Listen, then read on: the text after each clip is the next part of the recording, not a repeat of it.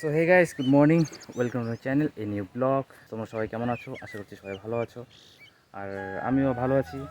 তো অনেকদিন থেকে বড় ভিডিও দিচ্ছি না, আর আজকে হলো 2রা বৈশাখ। তো নতুন বছর নতুনভাবে শুরু করতে চলেছি।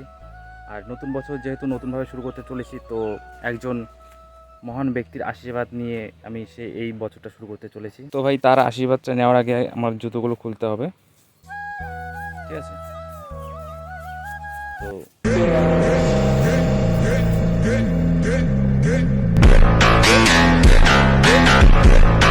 সেই মহান ব্যক্তিটা হলাম আমি। কারণ ভাই, নিজেকে যতদিন রেসপেক্ট দিতে না পারবে ততদিন জীবনে কিচ্ছু হবে না, সেটা আমি বুঝলাম।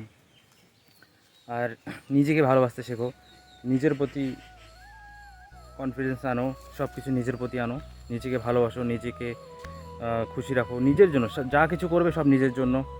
যদি তুমি কারোর জন্য কিছু করতে যাও, তাহলে সেটা তোমার জন্য খুব খারাপ হবে।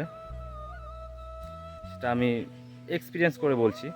সেটা ভাই ভেবো না যে আমি এমনি এমনিই বলছি, সেটা আমার এক্সপিরিয়েন্স থেকে বলছি যে সব কিছু নিজের জন্যই করো।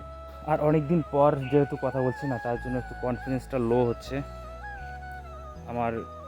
যেহেতু ক্যামেরার সামনে অনেক দিন পর বলছি, সেভাবে তোমরা একটু মানিয়ে নিও আর পুরো ব্লগটা দেখো।